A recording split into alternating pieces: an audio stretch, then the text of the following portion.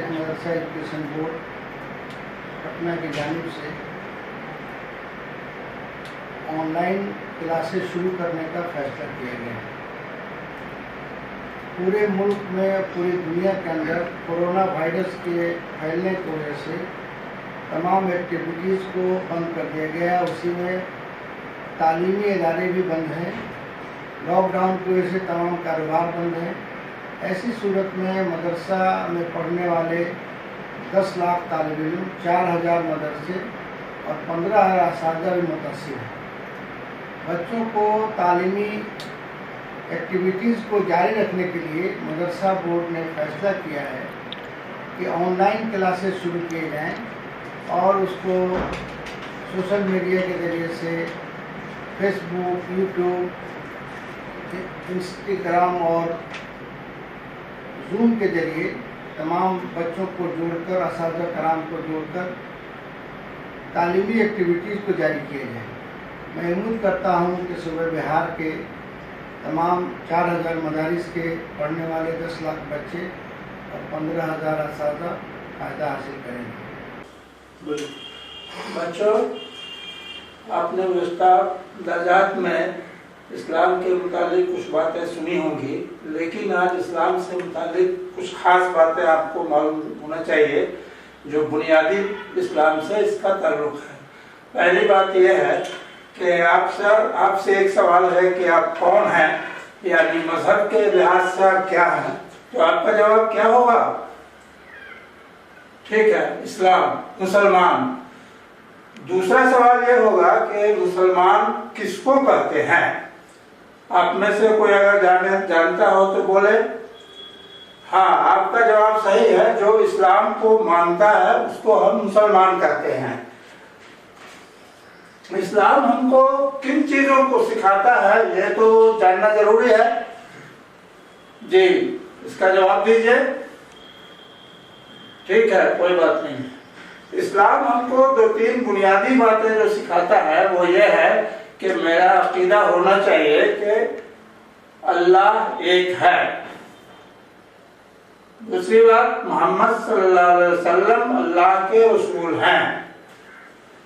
तीसरी बात, अल्लाह ताला अपने रसूल के जरिए हमको ये बताना चाह रहा है कि इस्लाम क्या है, जो लोग इस्लाम ले आए उन पर क्या क्या जिम्मेदारियां आयद होती हैं।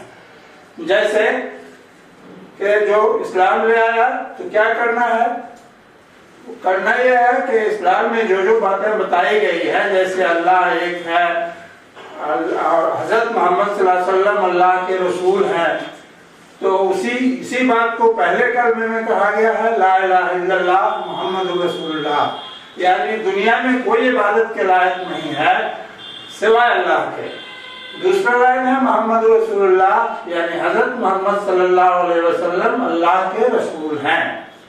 सिर्फ इतना कह देने से ही इस्लाम नहीं हो जाता है, बल्कि उसको अपने दिलो दिमाग और रूह में भी उतारना है और इस बात का यकीन भी करना है कि अल्लाह एक है और हजरत मोहम्मद सल्लल्लाहु अलैहि वसल्लम उनके बंदे और रसूल हैं। इतनी बात समझ गए? फिर इसके बाद क्या करना है? इसके बाद बुनियादी चीज जो है इस्लाम के अहकाम पर अमल करना है।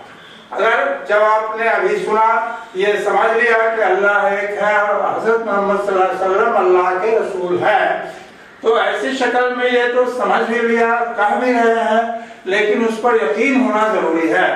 इसके ताल्लुक से जब इतनी बात आपने समझ लिया तो फिर आपको ये समझना है कि इस्लाम की बुनियादी तालीम और बुनियादी फर्ज क्या है जो हमको अपने अमली जिंदगी में करना है।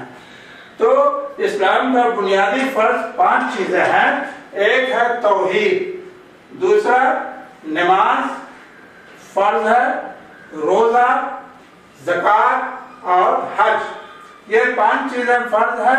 इसको अच्छी तरह याद कर लीजिए। एक बार आपको बता दें हम कि तौहीद, नमाज, रोजा, हज और ज़कात ये बुनियादी चीजें हैं। अब तौहीद को तो आपने समझ लिया कि अल्लाह एक है, हुजूर सल्लल्लाहु अलैहि वसल्लम उनके रसूल हैं। इस बात पर यकीन करते हुए अल्लाह के अहकाम पर अमल करना है, इसी को हम तौहीद कहते हैं। तौहीद पर जब ईमान आपका सही हो जाता है तब फिर इसका दूसरा हिस्सा है नमाज। नमाज का मतलब है कि हम 5 वक्त नमाज पढ़ेंगे, ये हमारे ऊपर फर्ज है।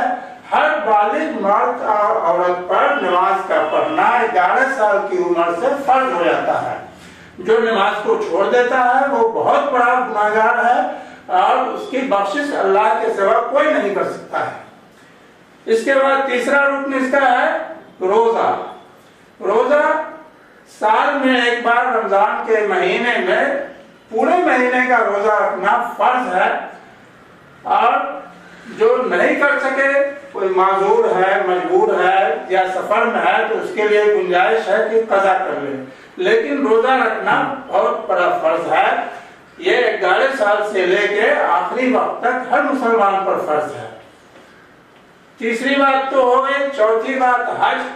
तो जिसको अल्लाह ताला ने इतनी वुसअत और माली फरावानी दी है कि हज के अय्याम में अपने घर के अखराजात के अलावे जो खर्च कर सकता है, तो उस पर हज जिंदगी में एक बार फर्ज है, तो वो हज जाकर करेगा।